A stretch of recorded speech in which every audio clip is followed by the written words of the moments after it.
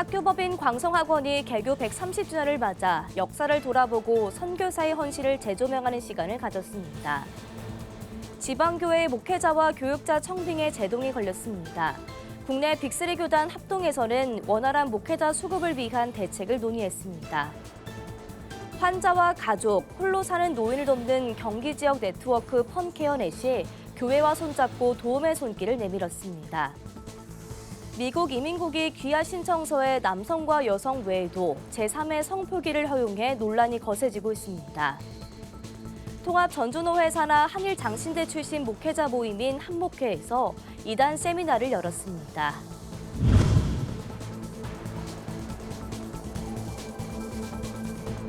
시청자 여러분 안녕하십니까? 구티비 뉴스입니다. 조선 말기 평양에서 처음 문을 열었던 광성학원이 130주년을 맞아 기념 예배를 드렸습니다. 선교사가 기독교 정신으로 세운 학교의 역사를 돌아보는 시간을 마련했습니다. 장정훈 기자가 보도합니다. 선교사들이 눈물로 세운 학교 광성학원이 개교 130주년을 맞았습니다.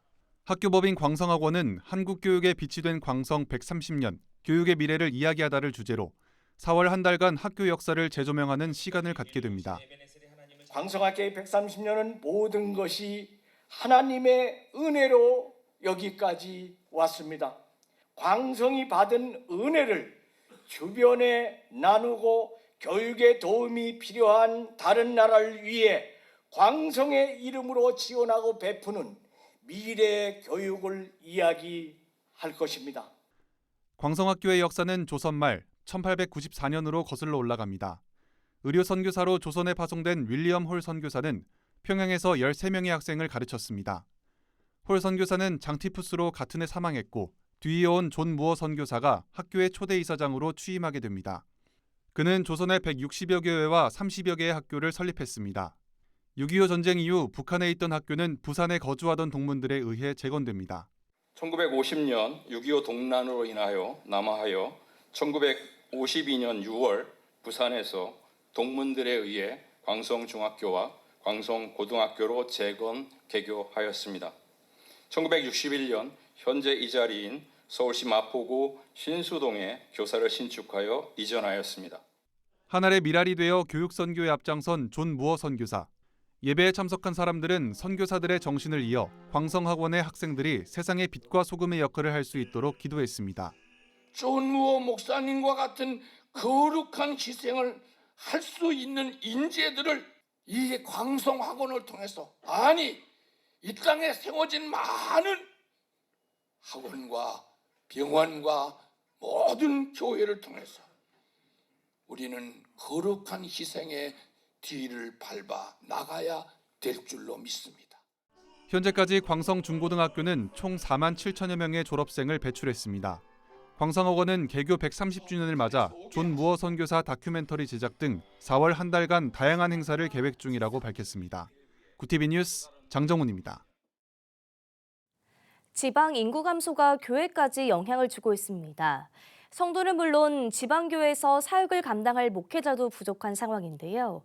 국내에서 가장 많은 교회들이 소속된 교단 중 하나인 합동총회에서 대책 마련에 나섰습니다. 김효미 기자가 보도합니다.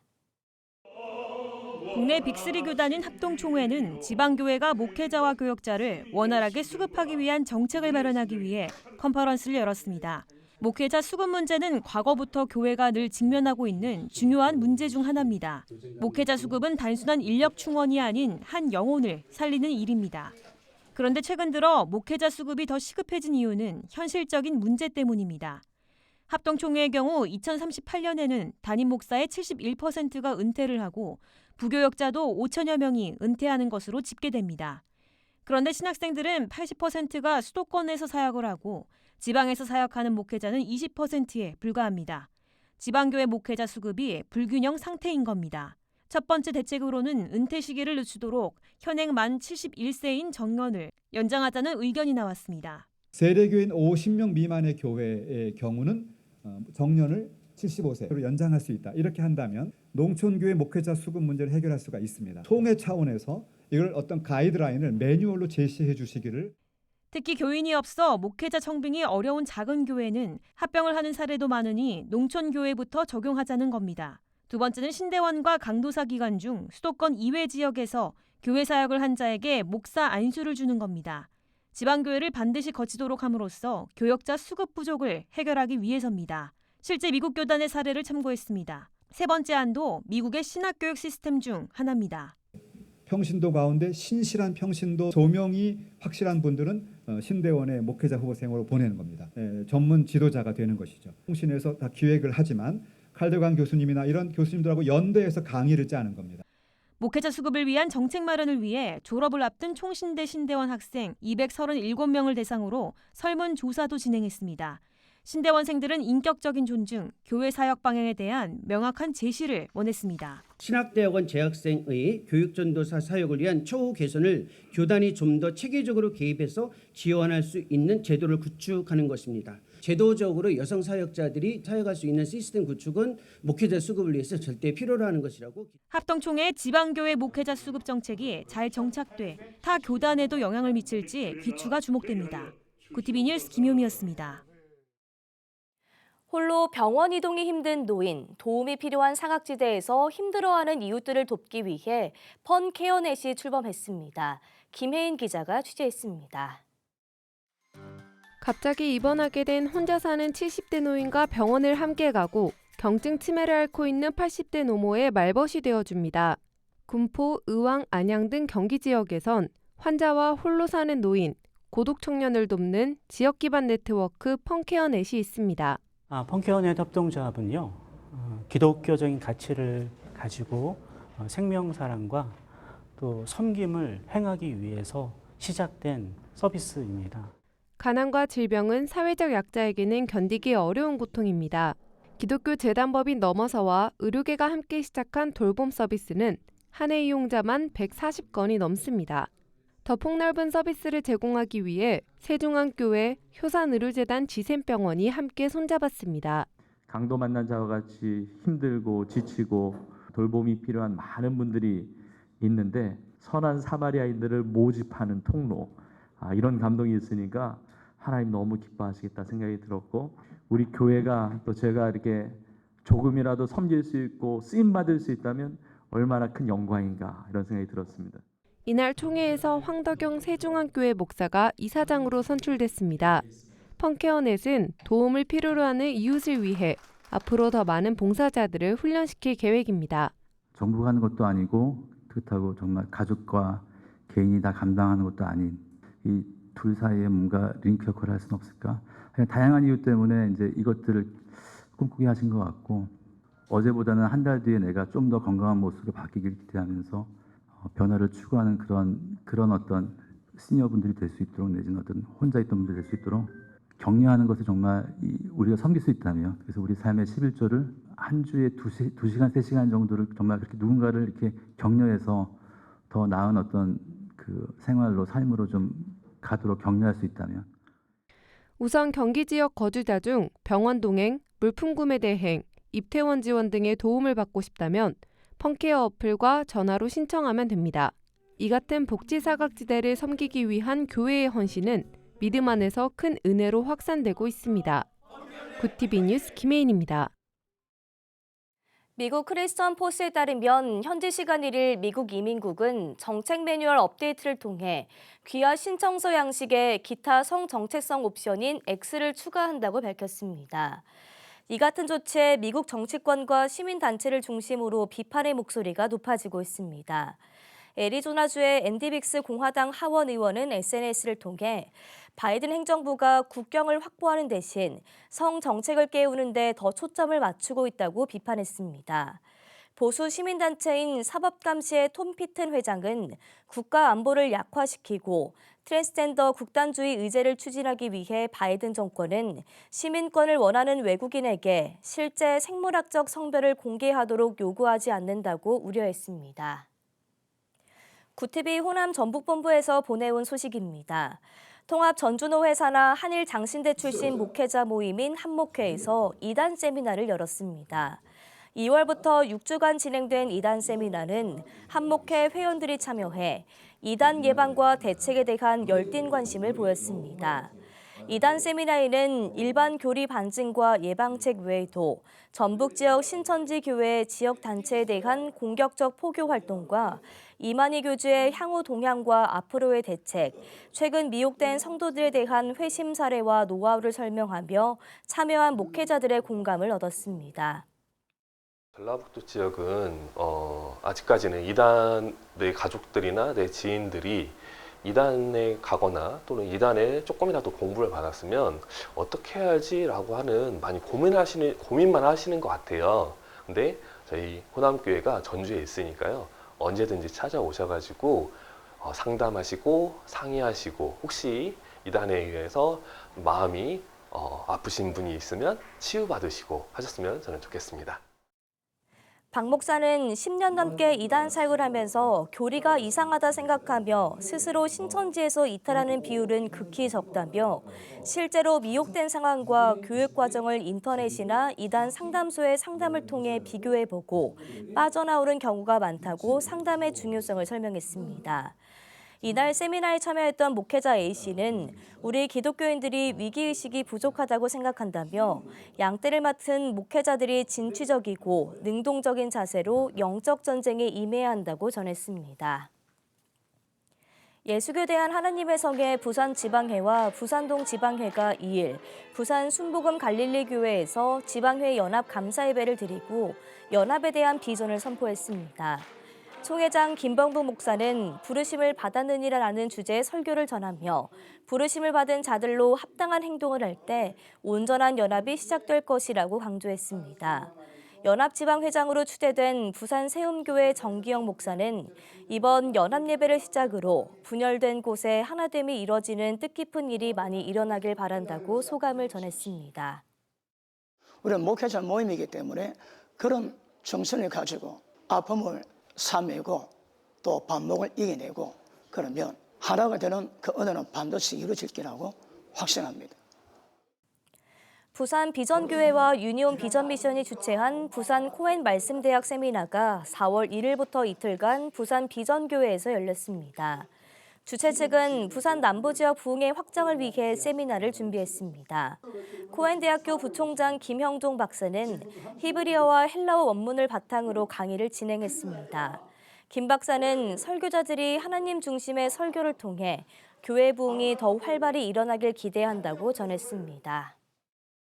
이제 저분들이 돌아가서 자기의 설교를 하는 게 아니고 하나님의 말씀을 선포함으로 이 나라가 제대로 말씀의 사람, 하나님의 사람으로 성장할 수 있도록 그걸 기대하기 때문에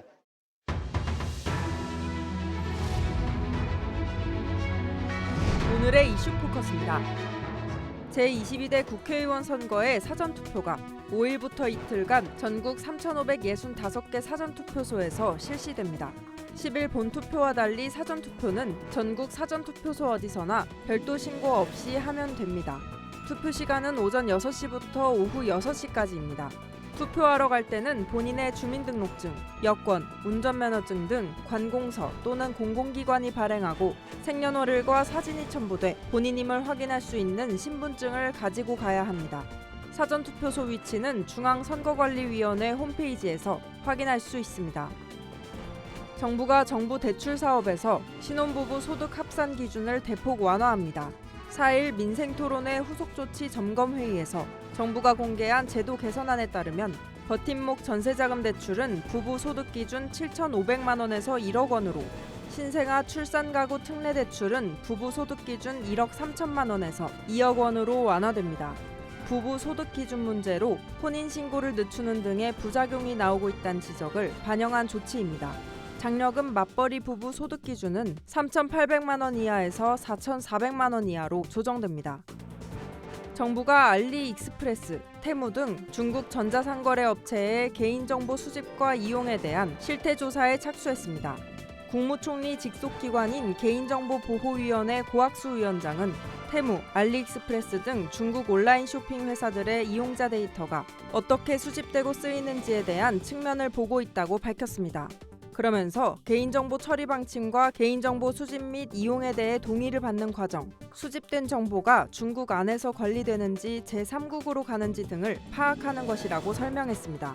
조사는 중국 기업에 질문지를 보내고 답변을 받는 식으로 진행됩니다. 해외 기업도 한국 내 정보 주체에게 서비스를 제공하는 경우 시정명령과 과징금 등의 부과 대상이 될 수 있습니다. 황준국 주 유엔 대사가 북한 어린이들이 한국 드라마를 유포하는 것만으로 사형 선고를 받는 등 심각한 인권 유린 상황에 놓여 있다고 밝혔습니다. 황 대사는 유엔 안전보장이사회 회의에서 아동권리협약 당사국인 북한 내 아동인권 상황에 대해 안보리 이사국의 주의를 환기하며 이같이 말했습니다. 이어 북한 정권이 핵무기와 미사일 프로그램을 끊임없이 추구하고 지도부가 사치품 구매에 희소한 자원을 낭비하면서 북한 아동들이 심각한 인도적 위기에 처해 있다고 지적했습니다. 구티비 뉴스 장세인입니다.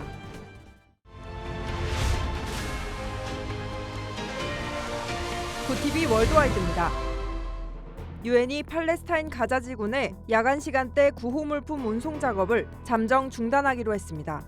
유엔 사무총장 대변인은 현지 시간 3일 구호단체인 월드 센트럴 키친 WCK의 직원이 이스라엘군의 공습으로 사망한 이후 안전 이슈를 점검하는 차원에서 적어도 48시간 동안 야간 운송을 중단한다고 밝혔습니다. 앞서 WCK 직원 7명은 가자 지구 내에서 구호용 식량을 전달하고 떠나다 이스라엘군의 공습을 받아 숨졌습니다. 이스라엘은 오폭이라고 해명했지만 WCK의 창립자는 이번 폭격이 의도적이었다며 어떤 군도 민간인과 인도주의 세력을 겨냥해서는 안 된다고 강도 높게 규탄했습니다.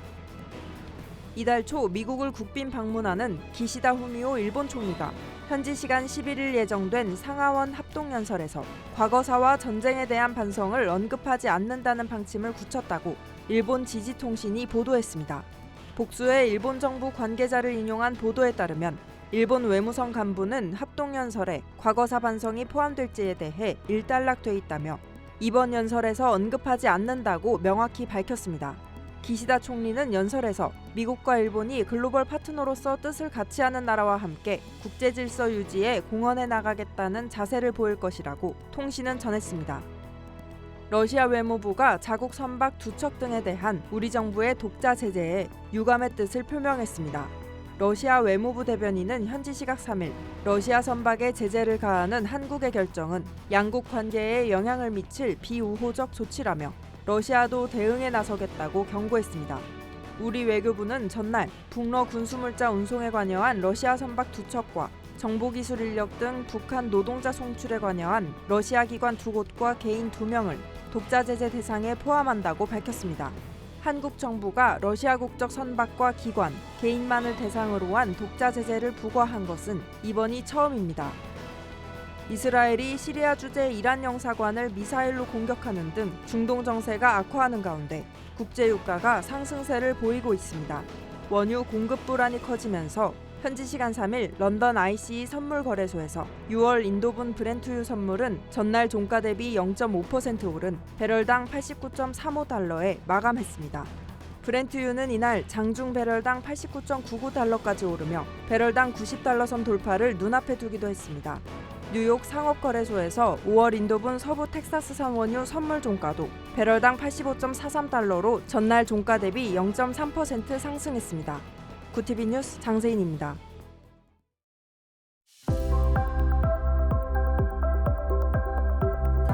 식목일인 내일 오후부터는 하늘빛이 차츰 맑아지겠고 미세먼지 없이 공기도 깨끗하겠습니다. 주말부터 다음 주 초까지 대체로 맑은 날씨가 이어지겠고 한낮 기온 20도 안팎으로 따뜻하겠습니다. 이어서 전국 날씨입니다. 내일 한낮 최고 기온은 서울 18도, 강릉 16도가 예상됩니다. 남부지방은 광주 20도, 부산과 제주 17도, 대구 19도를 보이겠습니다. 날씨였습니다. 전공의들이 사직서를 제출하고 병원을 이탈한 지 46일 만에 대통령과의 만남이 이루어졌습니다. 그런데 여전히 각자의 입장만을 되풀이했습니다. 일각에선 다수의 전공의들이 알지 못하는 밀실 결정이라는 반발까지 나오는 상황인데요. 이번 갈등이 환자의 고통을 담보로 한 의미 없는 싸움으로 번지지 않길 바랍니다. 이상으로 뉴스를 마칩니다. 함께해 주신 여러분 고맙습니다.